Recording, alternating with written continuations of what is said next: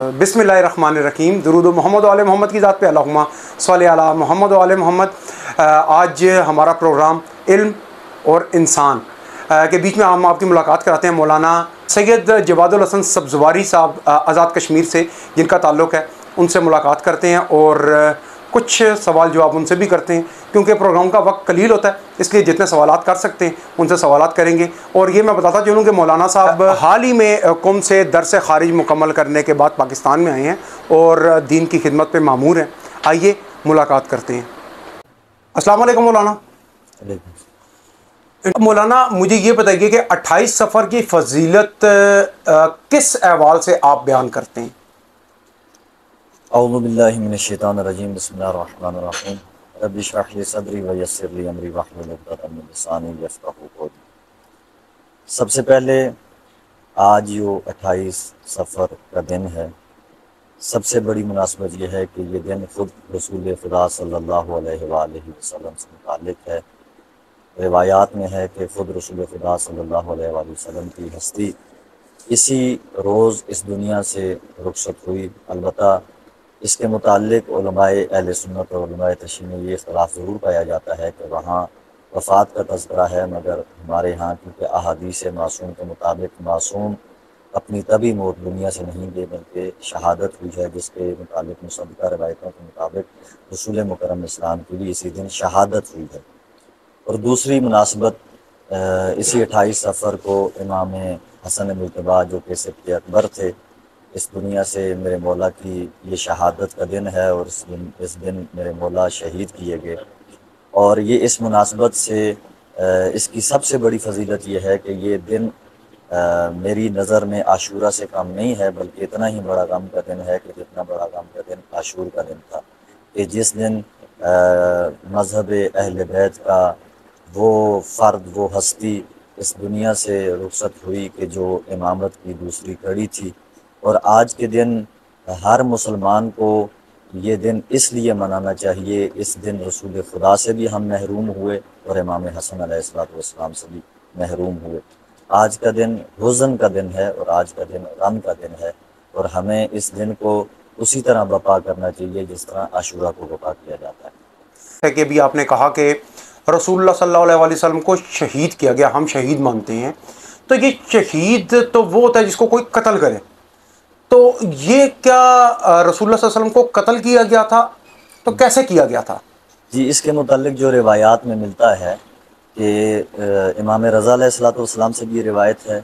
और इमाम बाकिर से भी रिवायत है और इमाम जाफ़र सादिक़ अलैहिस्सलाम से भी रिवायत है कि हम मासूम या तो हमें कत्ल किया जाता है या मसमूम किया जाता है।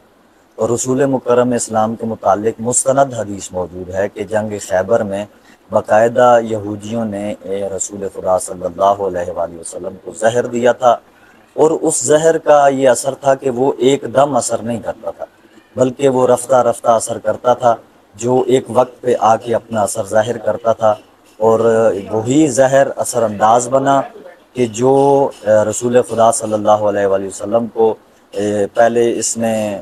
ये असरअंदाज हुआ, जिससे रसूल मरीज़ हुए, और उसी मरीज़ी की सबब में रसूल मुकर्रम इस्लाम की शहादत भी हुई, जिसमें बाकायदा इसमें हमारे पाकिस्तान के जो मुअर्रिख़ हैं उन्होंने भी अपनी किताब में, मुस्तनद किताब जो पाकिस्तान में मानी जाती है सादातुद दरैन के नाम से, उसके अंदर भी ये रिवायत मौजूद है कि रसूल की वफ़ात नहीं हुई बल्कि रसूल की शहादत हुई है उस जहर के असर से जो जंग खैबर में मिला था। इमाम हसन अलैहिस्सलाम को शहीद किया गया, तो उसके शहादत के पसे मंज़र क्या ऐसी बातें थीं कि जिसकी वजह से इमाम को शहीद करना, जो इमाम को शहीद करना चाहते थे उनके लिए ज़रूरी था? देखिए, उसमें जो हक़ाइक़ हैं वो बिल्कुल किताबों में मौजूद हैं। तारीख़ याकूबी में भी लिखा है और अहले सुन्नत की जो दीगर कुतब हैं उसके अंदर भी मौजूद हैं कि इमाम ने जो सुलहनामा तहरीर किया था, उसके अंदर एक अहम शर्त ये थी कि अमीर शाम अपने बाद अपना वली अहद अपने बेटा यजीद नहीं बनाएगा, बल्कि अमीर शाम के बाद वली अहदी और ये खिलाफत जो है ये इमाम हसन के उनके पास आएगी। अगर इमाम हसन अलैहिस्सलाम को नहीं दी जाती तो फिर ये खिलाफत अगर इमाम हसन नहीं होंगे तो इमाम हुसैन के पास आएगी। लेकिन क्योंकि اچھا یہ شرط میں باقاعدہ لکھا گیا تھا جی کہ امام حسن علیہ السلام کے پاس آئے گی، اس کے بعد امام حسین علیہ السلام کو ملے گی؟ جی جی بالکل، ٹھیک، یہ بالکل جو صلح نامے کی شرائط ہیں ان میں موجود ہے، ان میں لکھا ہوا ہے، اور علماء نے باقاعدہ لکھا ہے، اس میں اہل سنت اور اہل تشیع کا کوئی فرق نہیں ہے، مورخین نے لکھا ہے، اور کہ جب امام حسن علیہ السلام نے اس شرط پہ زور دیا کہ امیر شام اپنے بعد کسی کو اپنا ولی عہد نہیں بنائے گا، اور اس نے اپنی زندگی میں امام موجود تھے، اپنے ولی عہد کا اعلان کر دیا تھا، اور وہ باقاعدہ بیعت لے رہا تھا، اور اس بیعت میں جو شخصیات رکاوٹ تھی جن میں سعد بن ابی وقاص تھے اور امام حسن تھے، اہل سنت کی کتابوں میں ہے کہ ان دونوں کو اس وجہ سے شہید کروایا گیا تاکہ یزید کی خلافت کا رستہ صاف ہو سکے، یعنی امام کی شہادت کا جو پس منظر ہے وہ یہ ہے تاکہ یزید کا رستہ ہموار کیا جا سکے۔ آج آپ نے ایک بہت اہم بات بتائی ہے کہ حضرت سعد بن ابی وقاص جو صحابی رسول ہیں، جی بالکل ان کے قتل کی وجہ بھی ولایت علی اور ولایت ائمہ معصومین ہی ہیں۔ بالکل درست ہے، اس میں کوئی شک نہیں۔ سعد بن ابی وقاص وہ ہیں کہ جنہوں نے امام علی کی موجودگی میں بھی کسی کو تسلیم نہیں کیا، اور امام حسن علیہ السلام کی موجودگی میں بھی کسی کو تسلیم نہیں کیا، اور اس کی گواہیں خود تاریخ کی کتابیں ہیں، تاریخ اہل سنت میں بھی یہ باتیں موجود ہیں کہ سعد بن ابی وقاص ہمیشہ اسی وجہ سے گوشہ نشین رہے، مگر جب باری یزید کی آئی تب انہوں نے آواز بلند کی کہ یہ کیسے ہو سکتا ہے کہ ایک ایسا فرد جو فاسق اور فاجر ہو، شرابی ہو، اور اسے منصب خلافت پہ بٹھایا جائے، تو یہ روکنے کے لیے باقاعدہ جو ہے وہ ان کو زہر دی گئی اور ان کو شہید کیا گیا۔ اور حضرت سعد بن ابی وقاص سے انہی کے آگے اولاد میں عمر سعد نامی شخص، جی وہ تو یزید کی فوج کا سالار بھی تھا، وہ گورنر بھی تھا، جی جی تو یہ کیسے ہوا کہ ایک ایسے جلیل القدر صحابی جو ائمہ معصومین کے ساتھ رہے، اہل بیت کے ساتھ رہے، ان کی اولاد میں سے ایک ایسا فتنہ پیدا ہو چکا؟ یہ کیا آپ اس پہ روشنی ڈالیں تھوڑا۔ میں اس میں یہ عرض کروں گا، دیکھیے بعض اوقات ایسا ہوتا ہے کہ روایت ہے جیسے معصومین علیہ السلام کی کہ کل مولود یولد علی فطرتہ، ہر مولود اپنی فطرت پہ پیدا ہوتا ہے، اسے بگاڑنے میں دو چیزیں دخل انداز ہوتی ہیں حدیث کے مطابق، ایک ماحول اور معاشرہ جو اسے کسی بھی طرف لے جا سکتا ہے، دوسرا اس کے اپنے والدین ہیں۔ اب عمر سعد نے جس ماحول میں، جس معاشرے میں جو ہے وہ پرورش حاصل کی، ایسا تھا کہ جہاں پر دنیا کی جو جاہ و جلال تھا وہ اسے پسند آیا، اور اسی دنیا کے جاہ و جلال میں وہ پروان چڑھتا رہا، اس کا شوق بڑھتا رہا، اور پھر اس کے اندر ایک چیز تھی، وہ یہ تھی کہ میں ایک جلیل القدر صحابی کا بیٹا ہوں، لہٰذا اقتدار میرا بھی حق ہے، مجھے بھی اقتدار کرنا چاہیے۔ اب اقتدار صحیح طریقے سے کرنا چاہیے یا غلط طریقے سے کرنا چاہیے، اس طرف وہ متوجہ نہیں تھا، کیا میں اقتدار کے اہل ہوں یا نہیں ہوں، ان باتوں کی طرف متوجہ نہیں تھا، بس اس کے اندر جو طمع تھی، لالچ تھی، وہ یہ تھی کہ مجھے بھی اقتدار ملنا چاہیے، اور اسی اقتدار کی لالچ میں، حالانکہ تاریخ کے اندر موجود ہے کہ جب وہ کربلا کے لشکر کا سپہ سالار بنایا جا رہا تھا، اس کے بہت سے عزیزوں نے اسے منع کیا، اس کے خاندان کے لوگوں نے منع کیا کہ تم ایک بڑی شخصیت کے بیٹے ہو، تم ایک صحابی کے بیٹے ہو، تمہیں اس کے مقابلے میں نہیں جانا چاہیے کہ جو تمہارے والد کے آقا کا، یعنی جن کی زیارت تمہارے باپ نے کی ہے، جن کی وجہ سے وہ صحابی ہیں، ان کا نواسہ ہے اور ان کو وہ محترم جانتے تھے، تمہیں اس کے مقابلے میں نہیں جانا چاہیے۔ اس نے کہا مجھے کچھ نہیں چاہیے ماں سوائے اس کے کہ میں بھی کسی شہر کا گورنر بنوں، مجھے بھی کہیں کی حکومت ملے، یعنی اس کا اصل ہدف اور مقصد تقدس سے محمد والے محمد نہیں تھا، بلکہ دنیا کی طمع تھا جو اسے حاصل نہیں ہوئی، اور اس میں بھی وہ رسوا ہوا، اور خود امام حسین علیہ السلام نے کربلا میں اسے متوجہ کیا کہ تو بھول رہا ہے کہ تو کون ہے، اور جس لالچ میں تو آیا ہے اللہ تجھے وہ نصیب بھی نہ کرے۔ امام حسن علیہ السلام کے بارے میں زیادہ یہ بیان کیا جاتا ہے کہ اہل تشیع امام حسن علیہ السلام کو کی ذات کے اوپر اتنا زور نہیں دیتے یا اتنی بات نہیں کرتے، یا اکثر تو یہ کہا جاتا ہے کہ امام حسن علیہ السلام کی ذات کو وہ صحیح مانتے ہی نہیں ہیں۔ تو کیا یہ بتائیے کہ کیا تشیع کے بیچ میں یہی بات درست چل رہی ہے؟ جی بالکل ایسا نہیں ہے، دیکھیے یہ تو تشیع کے عقائد کے منافی ہے، کوئی بندہ یہ کہے کہ کوئی شیعہ ہو اور وہ امام حسن علیہ السلام کو اس طرح نہیں مانتا جس طرح کہ امام حسین علیہ السلام یا امام علی علیہ السلام کو مانتا ہے، ایسا نہیں ہے۔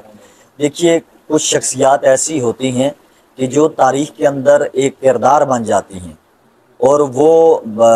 پہچان بنتی ہیں جن کے ذریعے باقی شخصیات بھی بیان کی جاتی ہیں۔ جیسے آپ دیکھ لیں 1400 سال گزر چکے ہیں، آج تک یہ دنیا مولا امیر کائنات کو نہیں سمجھ پائی، معرفت حاصل نہیں کر سکی،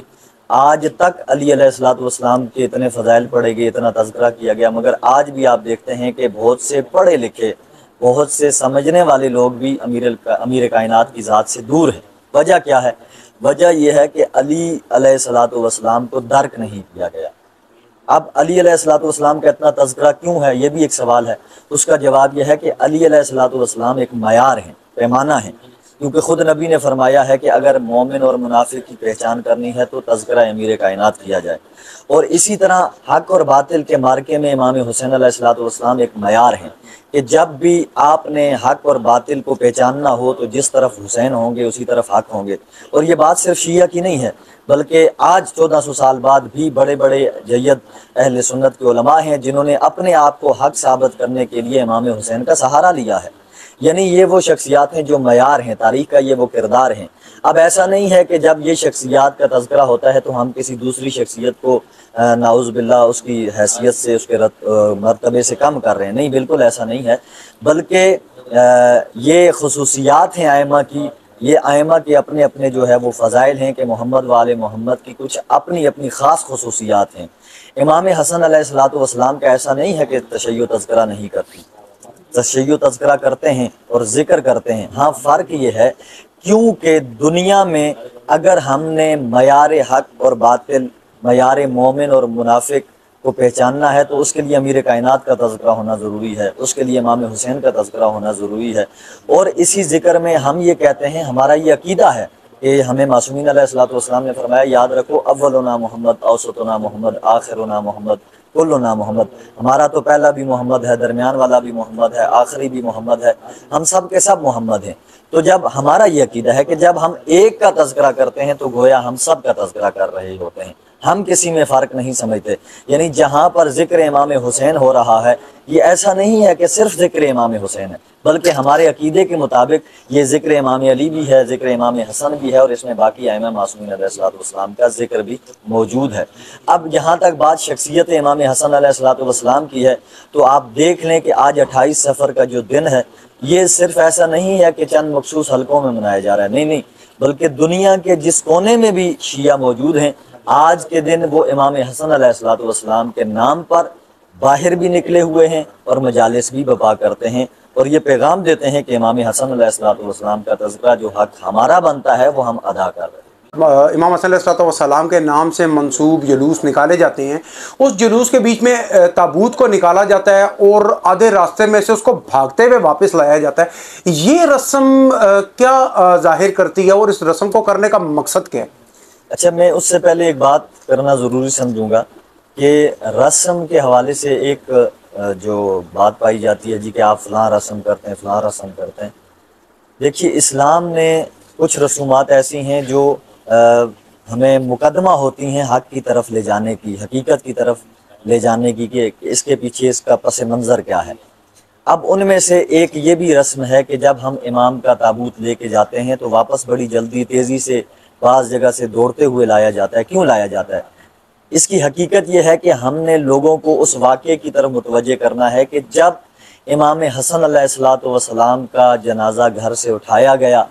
اور حسب معمول بڑے آرام سے جنازہ جیسے لے جایا جاتا ہے ویسے لے کے روضہ رسول کی طرف جا رہے تھے، لیکن راستے میں امام حسن علیہ الصلوۃ والسلام کے جنازے کا راستہ روکا گیا۔ روکنے والے کون تھے؟ تھوڑا سا یہ بھی کلیئر کیجئے گا۔ جی، اس میں تاریخ گواہ ہے کہ روکنے والے وہی تھے جو بنو امیہ کے حامی تھے، اور اس میں بڑی بڑی شخصیات کے نام آتے ہیں جو تاریخ میں لکھے ہوئے ہیں، اور جو بھی مطالعہ کرنا چاہے کتابوں میں ان کے نام، ریاض القدس والے نے بھی لکھے ہیں، دیگر جو بڑی کتابیں ہیں ان کے اندر بھی ان کے نام باقاعدہ موجود ہیں۔ اور صرف روکا نہیں گیا، جو اہم بات ہے جس وجہ سے واپس بڑی جلدی لایا جاتا ہے، آج بھی یہ رسم ہے، وہ یہ ہے کہ جب روکا گیا تو سوال کیا گیا کہ کہاں جا رہے ہو؟ کہا جی کہ ہم روضہ رسول پہ نواسہ رسول کو دفن کرنے جا رہے ہیں۔ کہا کہ ہم اجازت نہیں دیں گے۔ کہا تم کون ہوتے ہو روکنے والے جبکہ یہ نواسہ رسول ہیں؟ تو اس وقت امام حسین علیہ الصلوۃ والسلام نے حکم دے دیا کہ اب اگر ہمیں اجازت نہیں ملتی تو ہم بقی کا رخ کریں گے، لیکن رخ نہیں کرنے دیا گیا، بلکہ وہاں پر ایک حکم آیا، اور بعض کتابوں میں یہ لکھا ہے کہ ایک تیر چلا، جو تیر چلانے والی ایک محترم ہستی تھی، انہوں نے پہلا تیر امام حسن کے جنازے پہ چلایا، اور روایت کے مطابق پھر تیروں کی بارش کی گئی اور امام حسن کا جنازہ زخمی کیا گیا، اور جب جنازہ زخمی ہو گیا اور کفن کا رنگ تبدیل ہو گیا تو مولا کے حکم سے جلدی سے کفن تیز کرنے کے لیے جتنی جلدی ہو سکا امام کا جنازہ واپس گھر لایا گیا۔ یہ وہی رسم ہے کہ آج بھی تابوت امام حسن جب جاتا ہے، امام حسن علیہ السلام کا تابوت واپس جلدی اس لیے لایا جاتا ہے کہ امام حسن کا تابوت زخمی کیا گیا۔ اس دور کے بیچ میں امت سے مراد خالی تشیع نہیں، امت سے مراد ہے تشیع اور اہل سنت دونوں، ان دونوں کو یکجا کرنے کے لیے عالم دین کی حیثیت سے یہ بتائیے کہ کیا اقدامات ایسے ضروری ہیں کہ جن کی وجہ سے ہم اس ملت کو اکٹھا کر سکتے ہیں اور استعماری طاقتوں کے مقابلے میں ہم مضبوط ہو کے سیسا پلائی ہوئی دیوار بن کے کھڑے ہو سکتے ہیں؟ میں ذاتی طور پہ یہ سمجھتا ہوں کہ امت مسلمہ کی نجات وہی ہے جو رسول نے ہمیں کلیہ دیا ہے۔ رسول نے فرمایا کہ انی تارکن فیکم الثقلین کتاب اللہ و عطرتی اہل بیت، کہ میں تمہارے درمیان دو چیزیں چھوڑ کے جا رہا ہوں، ایک اللہ کی کتاب ہے اور ایک میری عطرت، میری اہل بیت ہے۔ آج اگر امت یہ چاہتی ہے کہ ہمارا آپس میں تمام جو فرق اسلام ہیں جتنے بھی ہیں، ہمیں آپس میں اگر کہیں پہ ہم مشترک ہو سکتے ہیں، کسی موضوع پہ ہم ایک امت بن سکتے ہیں، تو وہ صرف اہل بیت ہیں۔ اہل بیت کی ہستیاں ہیں جو ہمارا محور ہونی چاہیے، جو ہمارا مرکز ہونی چاہیے، یعنی ہمارا جو مرکز اور محور ہو وہ محمد و آل محمد کی ہستیاں ہوں۔ جو بھی محمد و آل محمد کے قریب ہے ہمیں اس کے قریب ہونا چاہیے، اور جو ان سے دور ہے ہم سب کو یہ فیصلہ کرنا چاہیے کہ ہم اس سے دور ہوں گے، کیونکہ رسول نے ان دونوں کو ہی معیار بنایا ہے۔ اس کے علاوہ ہمیں رسول نے کوئی بھی معیار نہیں دیا۔ ہم تمام مسلمان اگر کسی بات پہ متفق ہو سکتے ہیں، قرآن پہ جیسے ہم متفق ہیں، سب کے گھروں میں ایک ہی قرآن ہے، سب اسی قرآن کی تلاوت کرتے ہیں، ویسے ہی جو اہل بیت رسول ہمیں دکھا کر گئے، اب اگر ہم انہی کو ہی قرآن کی طرح محور اور مرکز بنا لیں گے تو ہمارے درمیان کے اختلافات کم ہو جائیں گے، اور ہم تمام جو دشمنان اہل بیت ہیں ان کے سامنے مضبوط ہو کے کھڑے ہو سکتے ہیں۔ لیکن اگر ہم اہل بیت کے مقابلے میں کسی کو بلند یا کم کرنے کی کوشش کریں گے تو امت مسلمہ کبھی بھی یکجا نہیں ہو سکتی، اور آج بھی گمراہی کی وجہ صرف یہی ہے کہ ہم اہل بیت سے دور ہیں۔ جس دن ہم اہل بیت کے قریب ہوگے مسلمان آپس میں متفق ہو گئے۔ میرا یہ ذاتی نظریہ اس بارے میں۔ بہت شکریہ مولانا، بہت شکریہ، مہربانی، مولا آپ کو سلامت۔ اس کے ساتھ ہی ہمارا آج کا سیگمنٹ علم اور انسان کا اختتام ہوتا ہے۔ اجازت دیجیے، اللہ حافظ۔